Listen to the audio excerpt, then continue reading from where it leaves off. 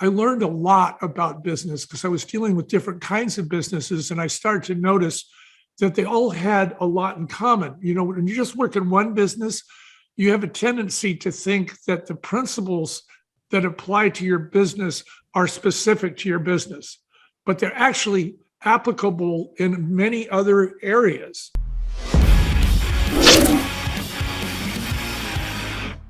Hi, everybody, and welcome to another episode of In the Den. Today, I am joined by Michael Houlihan. Michael is founder of Barefoot Wine. He is also the author of Barefoot Spirit, How Hardship, Hustle, and Heart Built America's #1 wine brand, and founder of Business Audio Theater.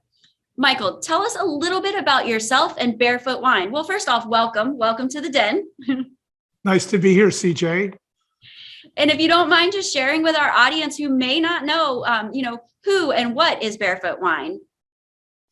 Well, I started off in San Francisco. I was born up in Pacific Heights, and I'm one of the few native San Franciscans left in that town, and don't live very far from it. I'm a naturalist as a result of being a native Californian, having seen the state developed my whole life.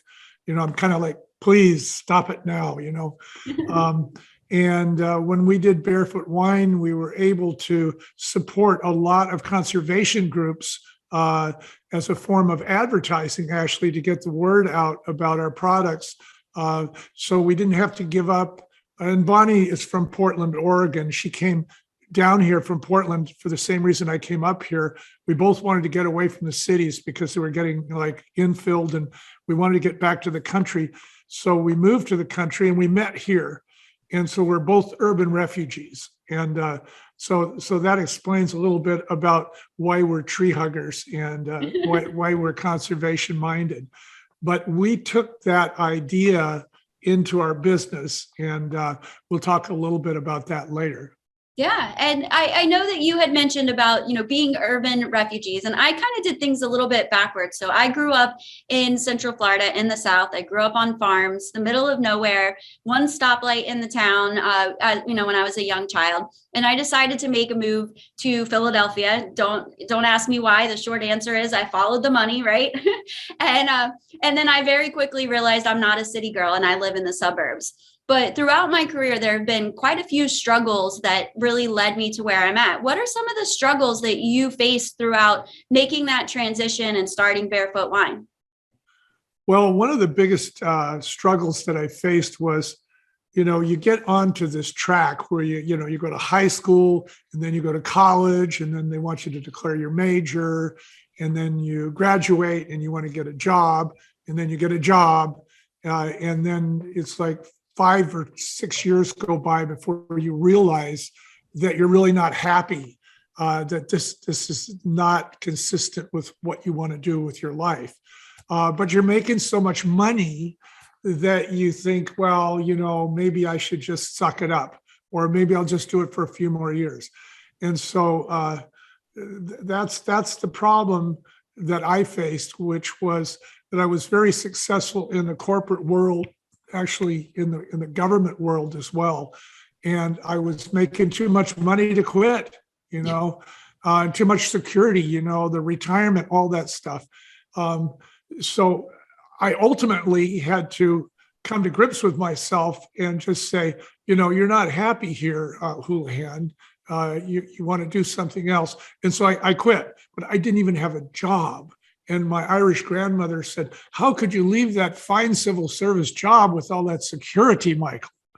And it's like, I'm sorry, Grandma, but, I couldn't really wait for my boss to die just to get a raise. Right. It's like, once you get into the system, you're in the system. And that wasn't for me. So I became an entrepreneur, and I did a couple of different businesses. Some were successful, some failed, but I learned a lot about what was necessary. And I also realized that I was living on a lot less, because when you're an entrepreneur, you're working for like $6 an hour, for the first few years, if that, okay, because everything is going back into the business. Yeah. And so that was also difficult. But I had enough experience working for the federal government that people started to hire me just to get things done with the federal government because there was such a big bureaucracy and it would move at the speed of mud. And so I would help them expedite things. If they wanted to say, divide property, I would help them get through the county government. If they wanted to do a zoning thing, I'd help them get through the city government. If they wanted to get money from the SBA, I'd help them get through the federal government.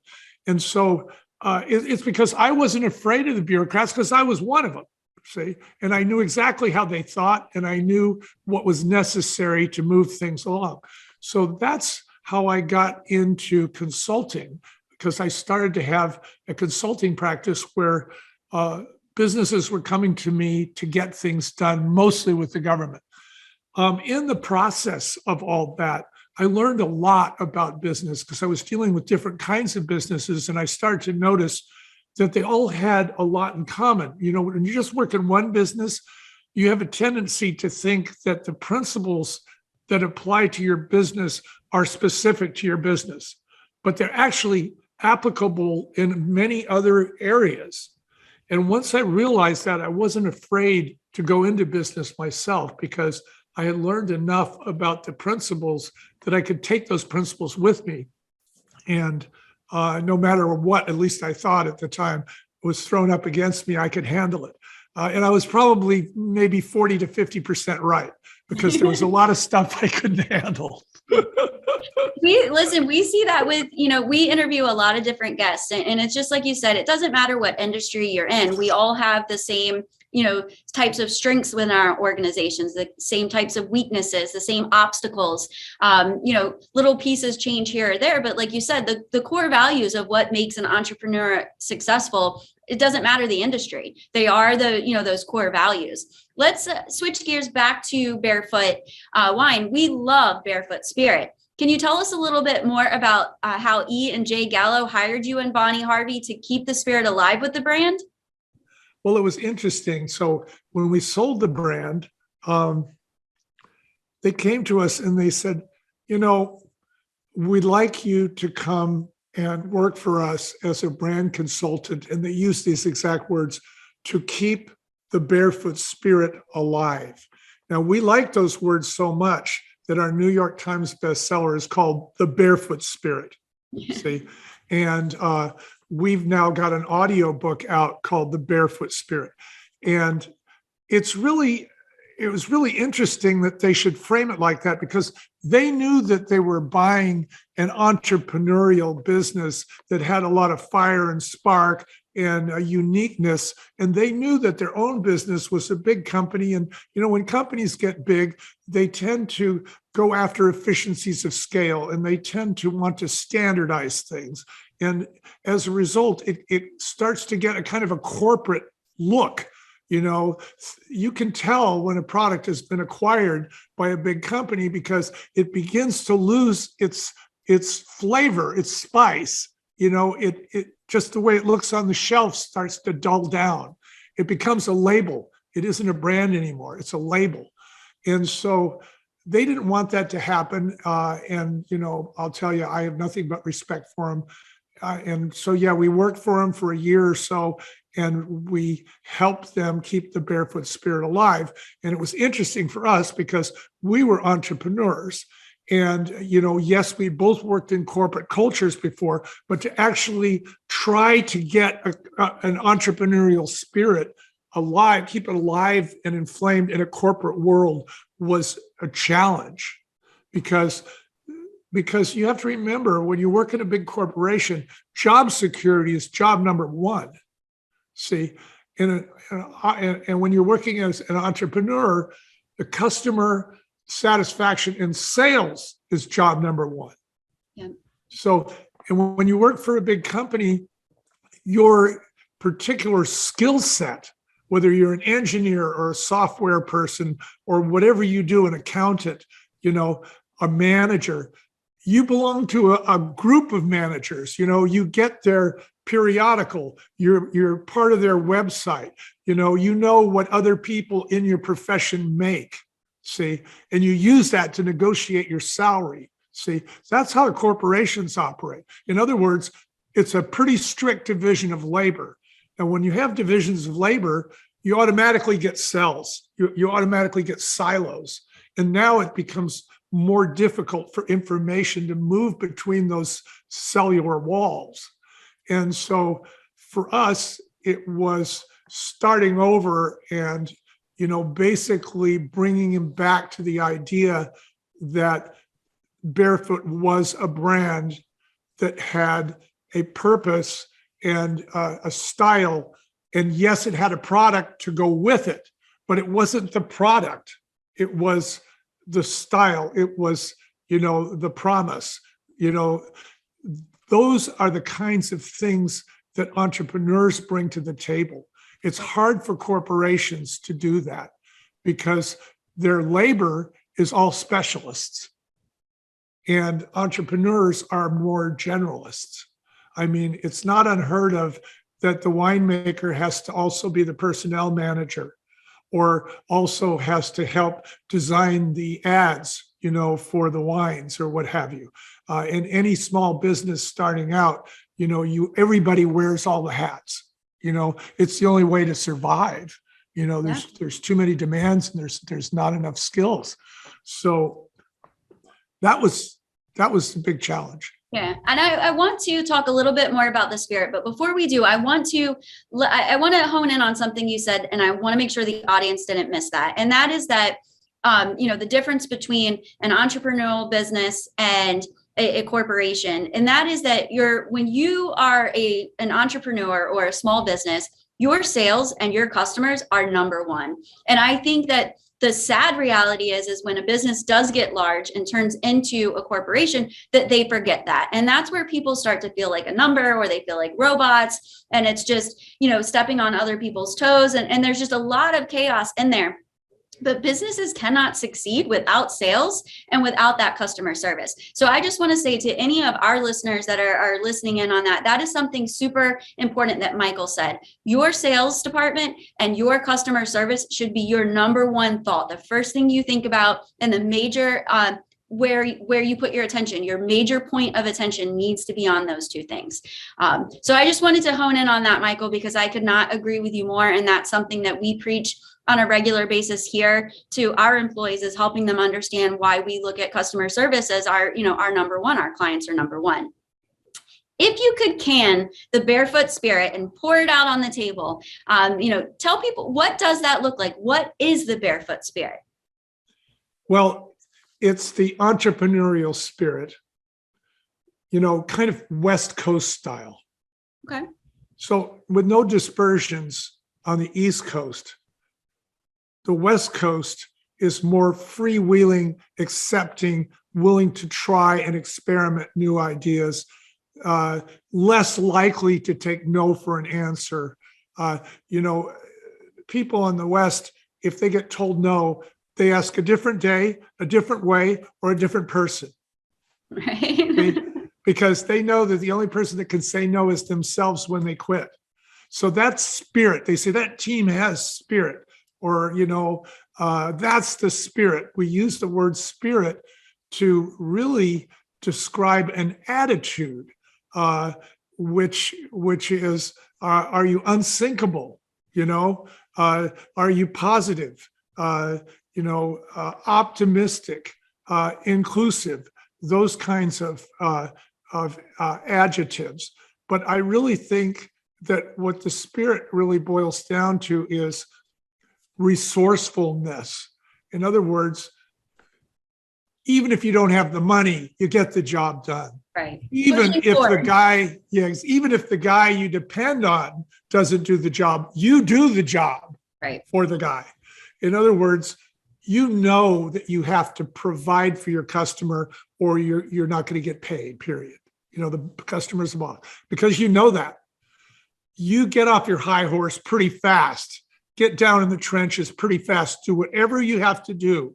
Put the plugs together to keep the show on the road. And that is the Barefoot Spirit. It's that we can do this. Another part of the Barefoot Spirit is the inclusiveness of problem solving. So In the big companies, it's more like need to know. If it's a marketing problem, marketing handles it. If it's a sales problem, sales handles it. Engineering problem, engineering handles it. Okay. But the Barefoot Spirit is more like, we've got a problem in the stores, and we're going to throw it out for everybody, and we're going to see, what kind of ideas come out of you. So it's brainstorming with your own people. And of course, if one of your own people comes up with a brilliant solution, and we've had lots of them, you thank them, you acknowledge them publicly, and then everybody knows who did it, who they are, respects them more, and it builds team spirit. Again, back to the spirit. Right. So you can't have spirit unless you have team spirit, and you can't have team spirit unless top management acknowledges every player. So it sounds to me that it's really just about having a positive attitude and keeping the ship moving forward, right? Not letting obstacles or difficulties stand in the way, just really figuring out, how do we accomplish this? That the answer is yes, you have to accomplish it. It's just figuring out the who and how and why. And that you have the team that can do it. You don't have to do it all yourself. Your team can do it, but you have to ask your team for help. Yeah, absolutely. And, you're no stranger to, keeping that spirit for yourself too. After Barefoot Wine, you started the business audio theater, which is revolutionizing how brands tell their stories. Can you tell me a little bit more about that transition from wine to Hollywood? Well, we say in California, we have three things. We got wine, we got Hollywood, and we got software. So we put them all together. Okay. So what we're doing is we're producing MP3s, okay, basically audiobooks, and we're doing it in a 1945 radio theater style. Like a long time ago, before television, they would have radio theater with actors and actresses and, music and sound effects. And, it was emotional, and the movie was going on in your head. It wasn't going on the screen, and you were listening to it.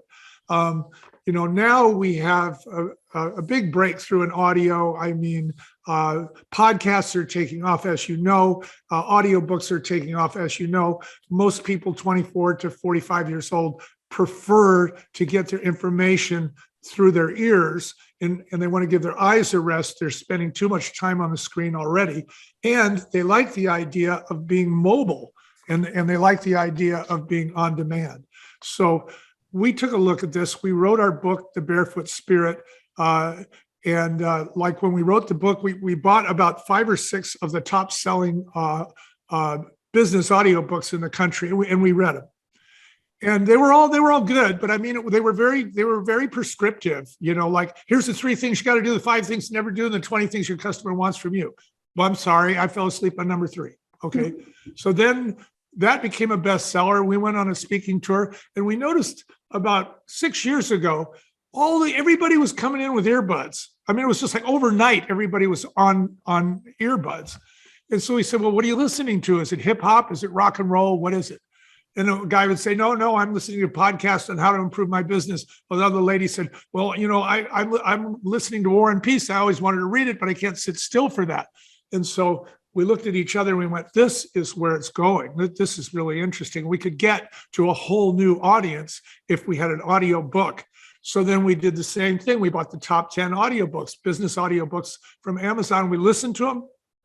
They were all great. We learned something from every one, but they were all kind of read to you either by the author or by some narrator. And God help you if you got a narrator you didn't like, you were with them for 7 hours. Yeah.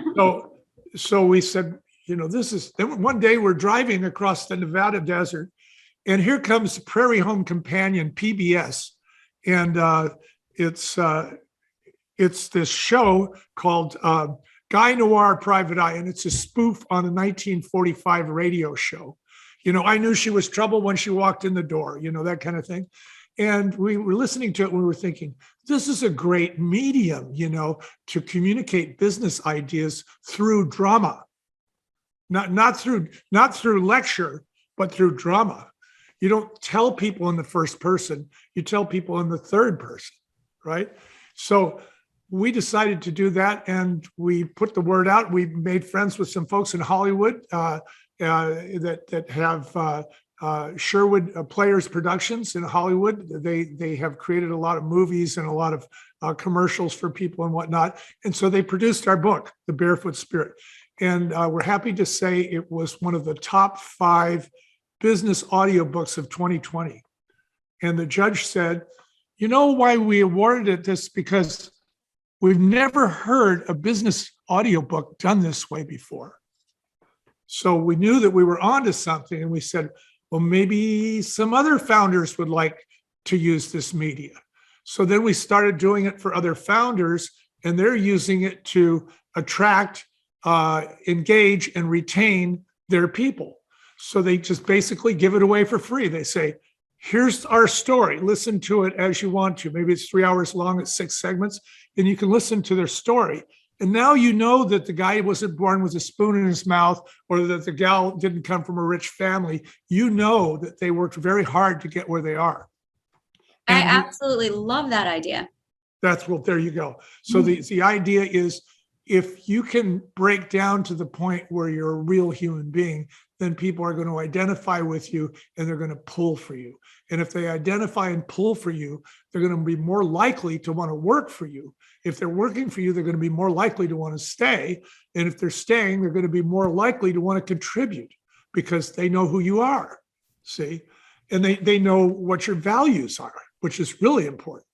So that's the thing we're into right now. We're really excited about it. We're in a production right now that is going to be fabulous. It's the first commercial use of telemedicine. That's awesome. And, yeah, it starts with this doctor who has this concept. Right. But he's up against all kinds of problems. Like, the internet's been invented, but they don't have broadband yet. Yeah. You know, so he has all these technical problems, but because he's first to the gate, he's the odds-on favorite when the gate opens. Yeah, no, that's great. And I wanted, you had mentioned about retention. I want us to talk a little bit about retention. But before we do that, I wanted to share something, because I am all about empowering people to better themselves. And several years ago, I was kind of getting down on myself because I'm an avid reader. I love to read. I always have. But when you're in business and you are in leadership or management, you've got a million things going. And unfortunately, the first thing that typically slips is your personal life. And I needed to figure out, time is the one thing we can't have more of, right? So I went through this process of trying to figure out, okay, these are all the things that I would like to be able to accomplish throughout the day, and reading is one of them. I switched over to audiobooks. I've always been a fan of a paper book in my hand. I take Kindles when I travel, but I wasn't able to devote that kind of time, and it was really making me feel bad about myself. So I switched over to audiobooks, and still to this day, almost every single day when I'm driving to work, I have a 45-minute commute. I have an audiobook that is playing, and I can usually get through about 1 book a week, sometimes more, sometimes less, depending on phone calls and things like that. But it has honestly, I figured out a way to make it happen. So I guess that's what I'm trying to say to the audience out there. And what Michael is sharing is, it is super important for us to be able to learn and grow and advance ourselves. But don't let excuses keep you from being able to do that, because technology has allowed us so many advancements, and audiobooks, podcasts, and things like that are just one of those things that can still allow us to achieve our goals, feed our souls, feed our minds, and move forward. So I really appreciate that, and I definitely support that. That's a great way to put it. You know, I used to look forward to long trips in the car because I thought, oh, I get to listen to this book, you know? Yep. But absolutely. Yeah. So let's talk a little bit about the retention. So the New York Times has talked about a lot about the Great Resignation, and you had mentioned about the Barefoot Spirit. Can you share some information with business owners on how Barefoot is using that spirit to help retain and kind of prevent employees from leaving? Okay, so there's a lot of reasons why we've had this Great Resignation. But one thing's for sure, people have been cloistered for 2 years with COVID. They've had a chance to be around their families. They've had a chance to think about their lives. They have also had a chance to save maybe 2 hours worth of commute time a day. And so now they're saying, oh, do I really want to go back to that job? Or they're saying, well, the job is now home and it's on the computer. So now it's on the computer. I wonder what else I could do on the computer. I don't really like this job. Maybe since I'm working on a computer now, why don't I work on a computer from home? I can still be around my kids, but I can now work for a company that I can identify with. See?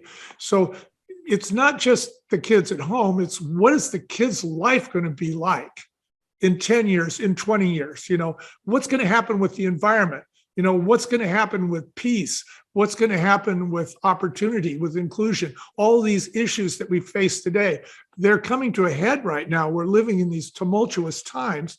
And you have to, as a parent, you have to start thinking about what it means to your kids. And once parents start thinking about that, they're going, well, I'm just a hypocrite working for this company because I know where they're getting their supplies and I know how they treat their people. And I don't really want to work for this company anymore. So that's what is driving to a large part. It's not the only reason, but it's to a large part, it's responsible for the big uptick in resignations. So you've got the COVID, people at home thinking it over, coming back to work, thinking it over. And, they slow down enough. They're going, wait a minute, maybe this isn't right for me. And so what we would like to do is offer this idea that companies need to be really transparent about who they are, how they treat people, how they source their products, what their sales programs are, et cetera, inclusion, all that stuff, or they're going to lose their people. Right. See, because young people today who are 25 to 45, what are they? They're parents. Okay. Parents have a responsibility to their children. That responsibility has to do with how the planet and everything else looks in 20 years. Right. They don't want to make their money doing something that's going to be negative on their kid. Because their kid's going to turn around and say, hey, Dad, didn't you know this was going to happen? Right. See? And so, yes, everybody needs money. There's no question. But the bottom line is ultimately, you have to be able to face down your own kid in 20 years and say, look, Junior, I did the best job I could do. Yeah. But that's what I think is going on right now. I think that's the biggest change that we see in the workplace is turnover, and turnover is expensive. You don't just lose the person, you lose the training. You don't just lose the training, you lose the relationships. That person's working for you. They made friends in another company that always puts you first. Boom, Mary's gone. And so now Billy's in the job. They don't know Billy. So things take longer. Yeah, so, absolutely. So this is a real financial consideration today, turnover. Yeah, I do think that the pandemic definitely had a lot to do with it. Like you said, people had a lot more time on their hands to think. They had a lot more time with their family. They had a lot more time to really measure up and kind of see where they were in their life and where they wanted to be. I think that the downside to where it sits right now is organizations like us. We deal with small to medium-sized business owners, right? Right now, we're still at a hybrid model. We have our employees that are required to come in 3 days a week. There's quite a few of us who are here every day. I am not a work from home person. I cannot do it. I am not good at it. I try to be too productive, and then it becomes counterproductive because I am washing baseboards and doing laundry in between conference calls. I wasn't built for that. I am a people person. I need to see people. I feed off of them. And we're in an organization that's important. So I would hope that as things start to level out and we are getting to that post-pandemic stage, that people really start to think about that too, from the business standpoint and the companies that they're working with and how important it is for that collaboration. So there are definitely some positions that working remotely are perfectly fine, but then there's also the need for that collaboration that you can't get via Zoom. Yeah, we can have this conversation, but reading body language or just turning around and asking someone, hey, what do you think about this? We are losing so much education and creativity that's learned from people that I actually start to worry about how that is going to affect our children. I have a 19-year-old son and a 6-year-old daughter, and I see already drastic differences from, both of them at the stages that they're at. So I just hope that we kind of keep that in mind as we move forward. So I agree with you 100%. There's no question that in person is much better than anything that is virtual. But what is driving turnover now, I think, is the work from home thing. Yeah. I think that you have people who don't want to go back to work because it's more convenient for them. Yeah. But I do think that if you really want to attract, engage, and retain people in the physical workplace, they also have to know that they are making a difference. Yep. They're not just making a paycheck, they're making a difference, which means that now the company has to stand for more than their goods and services. Yeah. And those are the kinds of things that I see happening in the workplace itself, in the physical workplace. So it's not enough just to be, in your silo. Now you have to say, what is this organization's purpose, right? Yep. Is this organization doing something that is for the benefit of the community? And so, yes, I could agree. not.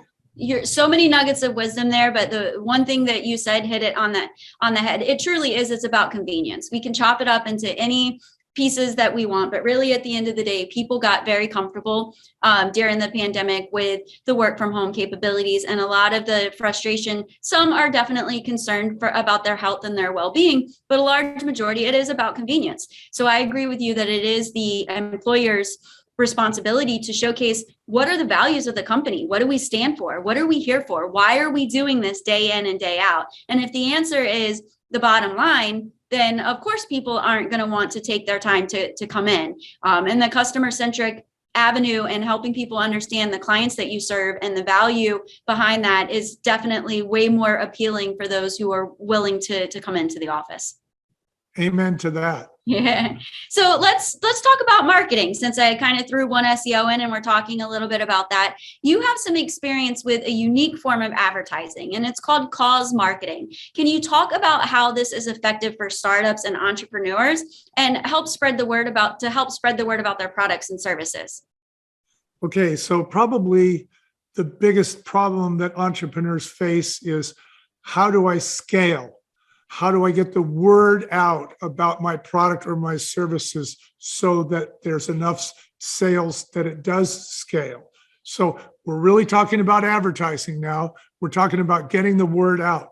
Now, we were in a situation where we didn't have enough money, and the chain stores wouldn't take us because they wanted us to spend $2 million on advertising. However, one day I get a call from a business leader in Chinatown who is raising money for a kids after school park in his neighborhood. And he wanted $50,000 from me, which I thought was pretty funny because I wish I had $50,000 at that point in my career. It was very humble. You could break us like a matchstick. And I said, look, I don't have any money, but I really like your idea. I like keeping the kids off the street after school. That's a great idea. I'll tell you what, I will give you wine. I will donate it to you. You can use it at your fundraiser, maybe to loosen some people up, and then maybe they'll write a bigger check, or maybe they can auction it off and you can, use the money for slides and swings in a sandbox or whatever. Well, he wasn't real happy with that, but he took the wine. A couple of weeks later, sales started taking off in the Chinatown neighborhood in San Francisco. And we looked at each other and we went, wow, we're dying trying in these other stores, but look at Chinatown. What is that? And we went, oh, isn't that where we donated the wine? Yes, it was. Oh, maybe the people who went to that fundraiser remembered our label and went out and bought it. And maybe they had a social reason to buy it, which is different than a mercantile reason. Mercantile reason goes like this: it's the best price, it's the best quality. Those are mercantile reasons. Okay, here's the social reason. They helped us with our fundraising drive. They helped us get our word out about what we're doing. Yep. So we thought, if this worked here, let's try it in another neighborhood. So we tried it in Pacific Heights, a very Tony neighborhood of San Francisco. They were trying to clean up a creek. It had pollution. They cleaned it up. We gave them the wine for their fundraiser. Same thing happened there. We thought, wow, maybe we've discovered something. So we went to Southern California. We supported the Surf Riders Association down there, foundation. And then we went to different parts of the country and supported different groups that were conservation-minded groups in different parts of the country. And the members of those nonprofit organizations now had a social reason to buy our product. It wasn't a mercantile reason. They not only were buying our product, but they were telling their friends and neighbors about it too. So we took customers and turned them into advocates. So that's how Barefoot grew across the country. And even when we were doing really well and we had a big budget, we did not put the money into commercial advertising. We always put it into what we call worthy cause marketing. Now, there's a difference between cause marketing and worthy cause marketing. Cause marketing, you got the pink ribbon, we're supporting the American Cancer Society. Buy my product because I'm such a good guy. Can't you see by my badge? Okay, that's cause marketing. Now, and by the way, we need those people. A lot of great causes are supported by them. Now, worthy cause marketing, it doesn't have to do with the general public. It has to do with you supporting a group and hopefully marketing your product to the members of that group. They're already organized. They already have a newsletter. They already meet on a regular basis. They already have a website.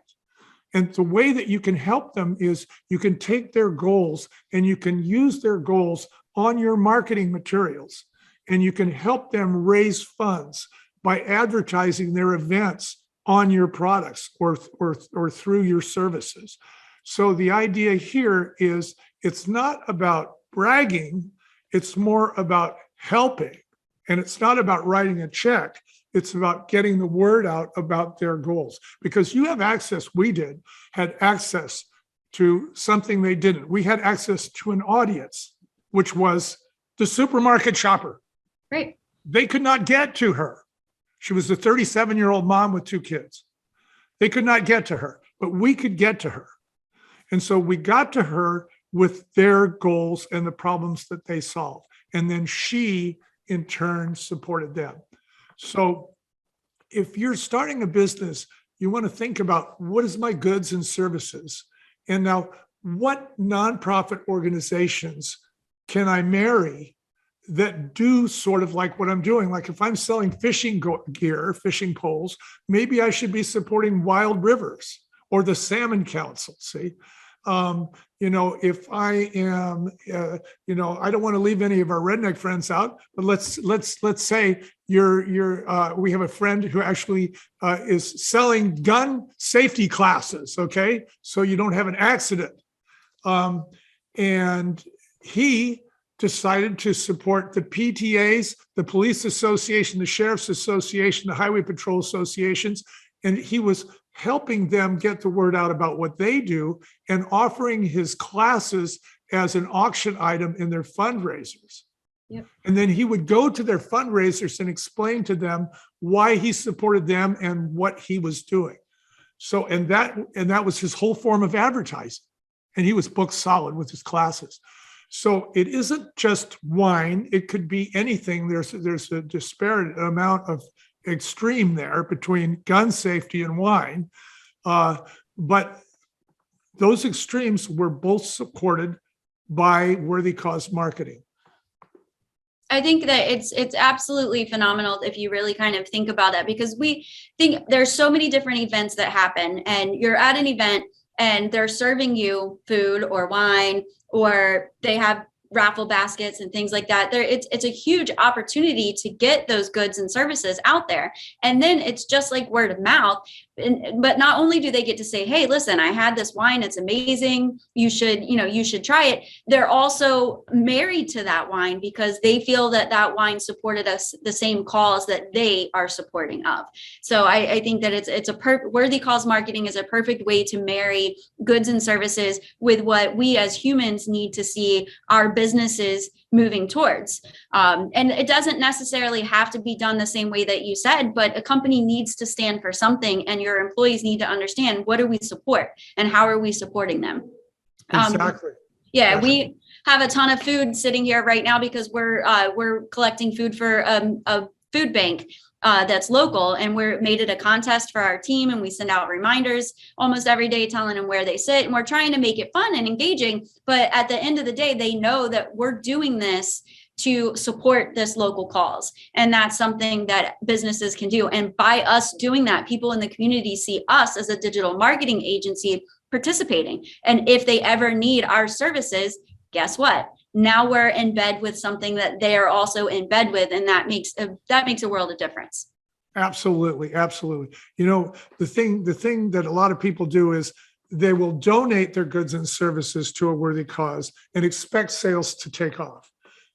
What you have to do is you've got to manage that donation. Like, for instance, don't make your goods and services become a commodity. Make sure it's a brand. So, for instance, make sure that you're doing it at the fundraising dinner, where you have a male and a female, or two males or two females, but they're couples, and they're going to this, they have some expendable cash because they're donating and they're paying $200 a plate for this dinner. Those are your customers right there. We've just talked about your customers. Those are people who are in decision-making capacities in their companies. They have the funds, see? So you want to make sure that your products and services are not only being used, but they're being showcased. And that's why you have to do things like you're going to write in their blog. You've got to show up at their fundraisers and ask to speak. You have to ask to be publicly thanked from the podium. You maybe put up a banner at their fundraisers so they know it. But it's like you say, CJ, it's like how many times is your name out there until finally they need your services and they go, oh yeah, I know that person. I'll go with one SEO. Yeah, no, absolutely. It ties in. And also, I love this conversation because we talked about several different things and they all really just kind of intertwine with one another. And if we go back to our conversation about the Great Resignation and kind of what leads up to that, companies having a purpose, having a passion, and doing more than just the goods and services that they sell. That's what people need to see. That's what the community requires. That's what employees are looking for when they look to stay long term. So I think we kind of, I think we hit all of those facets all within the same, 20-minute loop here, Michael. Yeah, pretty good. Not bad. It's amazing how things work together, right? Yeah. Not bad for a linear male. Huh? There you go. Well, I appreciate you coming in the den with me today. Again, Michael with Barefoot Wine, we are so thankful to have some of the insight and understand a little bit more about the culture and the spirit behind Barefoot and your story. I really appreciate it. Thank you so much for joining us, and hopefully we'll get to have you on again soon. It's a pleasure, CJ. Thank you. Thank you so much.